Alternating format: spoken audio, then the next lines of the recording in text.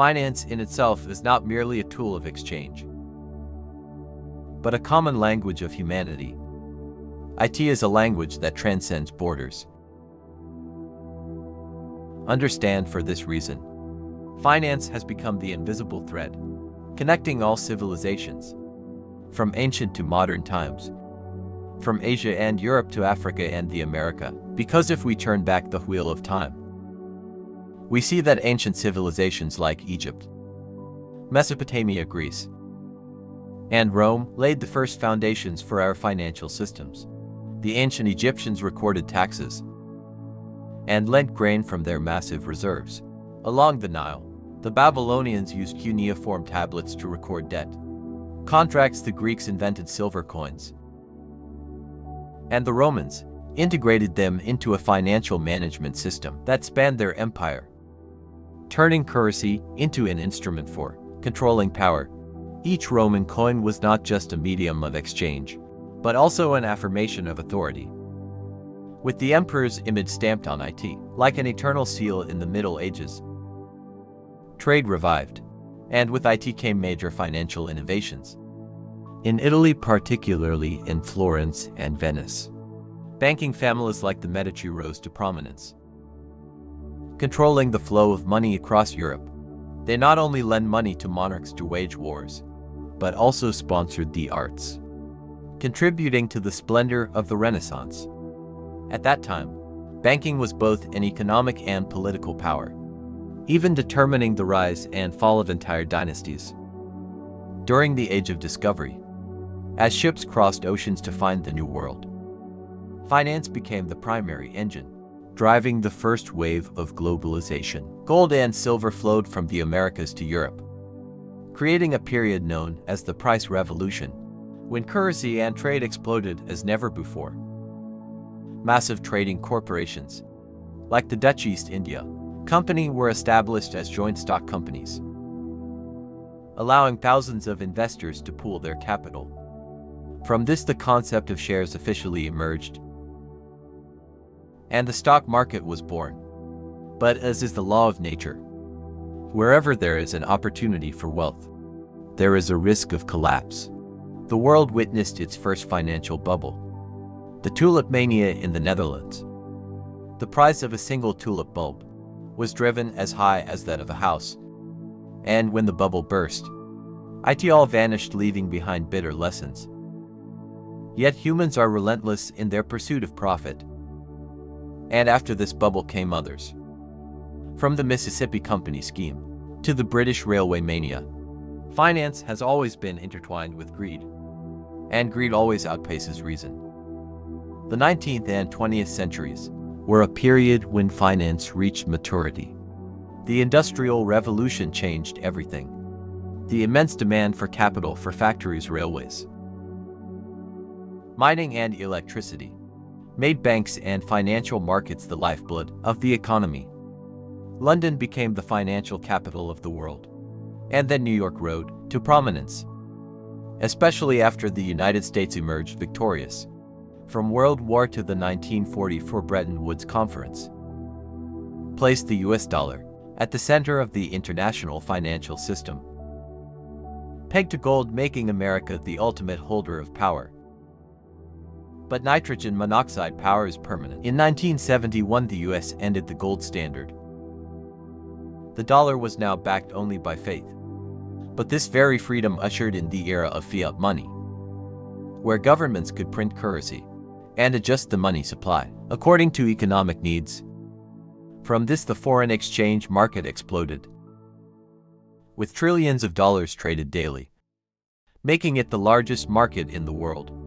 The 20th century also witnessed terrible shocks. The Great Depression of 1929 dragged the entire world into recession. In 1973, the oil crisis caused energy prices to skyrocket, shaking every economy. In 1997, Asia fell into chaos when the Thai baht collapsed, dragging the entire region with it. In 2008, the world watched a chain reaction of collapse, originating from the US, shaking every corner of the global financial system. And the ACH crisis etched a deep truth. Global finance is tightly woven like a web, where a single break can spread throughout the entire system. Today, finance has entered a new era. Technology is changing everything. Blockchain has created cryptocurrencies, where transactions require nitrogen monoxide central bank. AI helps investment funds predict markets and automate trading. Fintech turns a smartphone into a personal bank, allowing everyone, from farmers in Africa to students in Asia, to access financial services. Finance is nitrogen monoxide longer a privilege but has seeped into every class in every corner of life. However, with modernity comes new shadows. Cryptocurrency can make someone a billionaire overnight, but can also bankrupt them in a few hours. Ponzi schemes and market crash, worth hundreds of billions of dollars, reveal the fragility of digital finance. AI, while powerful, can cause the entire system to collapse in an instant if its algorithms are flawed. And when everything depends on data, human privacy becomes the price to pay. The future of finance is a great unknown. Will we see a global, digital currency that completely replaces paper money?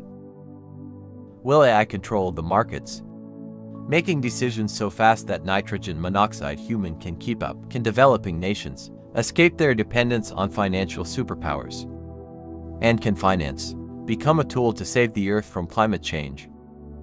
Or will IT continue to chase short-term profits while ignoring the long-term future?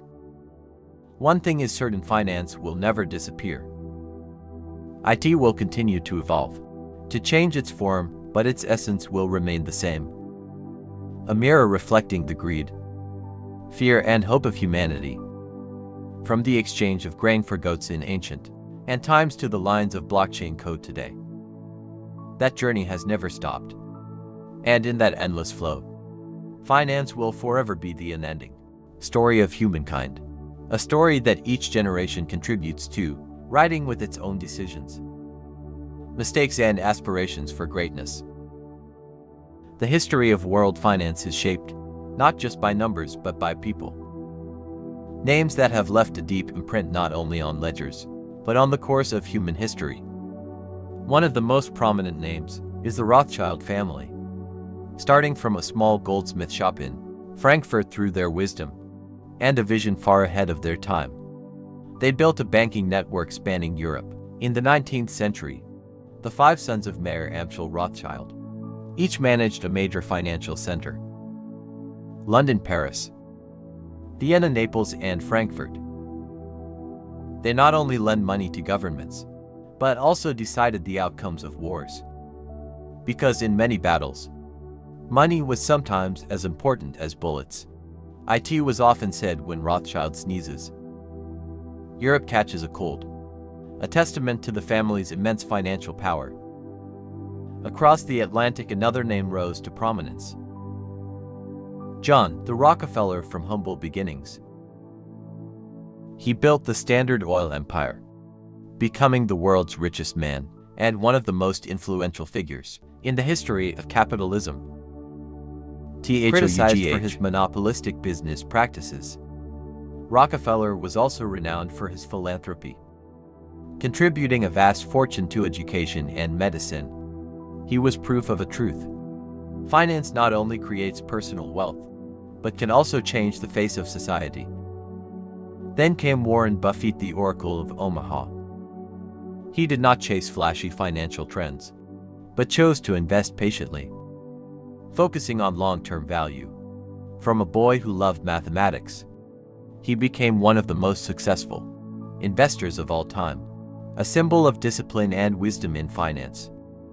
Alongside Buffett is George Soros, famous for breaking the Bank of England in 1992 by making a massive bet that the British pound would devalue in a single day. Soros earned over $1 billion, an event that forced Europe to readjust its monetary system. Figures like these show that finance is not a soulless game, but a contest of intellect, where bold decisions can change the fate of nations. But IT is not just individuals. Cities, too, have become global financial symbols. New York with Wall Street, is the heart of American and world finance. The skyscrapers, the opening bell of the New York Stock Exchange, the streets bustling with investment funds and banks, all make IT the capital of money. London, with its centuries-old tradition, remains a hub for international banks and the largest foreign exchange center on the planet. Hong Kong and Singapore became Asia's financial dragons, thanks to their strategic locations and open policies. Tokyo and Shanghai are nitrogen monoxide less important, helping to establish Asia as a financial pillar, parallel to the West. Yet behind the glittering lights of these centers lie dark corners where there is money. There is power, and where there is power, there are clandestine struggles, market manipulation, money laundering scandals, and shady deals all exist alongside brilliant successes. Finance, by its very nature, is a double-edged sword. IT can build great empires, but it can also destroy a nation overnight. In recent years, the story of tax havens has also shaken the world. Tiny islands like the Caymans and Bermuda, or countries like Luxembourg and Switzerland, have become shelters for trillions of dollars. Multinational corporations, billionaires, and even politicians seek to hide their assets to avoid taxes. Leaks like the Panama Papers and Pandora Papers have exposed a harsh reality. While millions of working people struggle to make a living and pay taxes, a super rich few find every way to bend the rules to protect their enormous fortunes. This is one of the reasons the global wealth gap continues to widen. Looking at the big picture, world finance resembles a giant spider web. At its center are the major banks and multinational financial corporations, surrounded by billions of individuals and small businesses. A slight tremor at the center can send waves rippling everywhere. That is why when the US Federal Reserve raises interest rates, it affects not just America, but the entire world. The dollar strengthens, other currencies weaken, foreign debt becomes more expensive, and many emerging economies face the risk of crisis. Global finance is therefore both an opportunity and immense pressure for developing nations. However, it is undeniable that finance has also brought tremendous progress. Thanks to international investment flows, poor economies have had the chance to develop infrastructure, build factories, and create jobs. Thanks to banking and credit systems, millions of people can borrow capital to expand businesses, buy homes, and send their children to school. And thanks to financial technology, even people in remote areas can access services they never thought possible before. Finance, in its most positive aspect, is the engine of development, the key for humanity to escape poverty and move toward prosperity. Yet the question remains, can finance become fairer and more sustainable in the future? Can IT serve the common good of all humanity, rather than just enriching a small few? To answer this, the world needs more than just transparent regulations. IT needs technology paired with ethics and a long-term vision that transcends short-term profits. And that journey surely will never end. Because finance is the endless story of humanity, a story of power, survival, aspiration, and tragedy. From the banking families of Europe, the billionaires of America, the stock exchanges of Asia, to the blockchain technologies and artificial intelligence, all are just chapters in a colossal book that is still being written every day.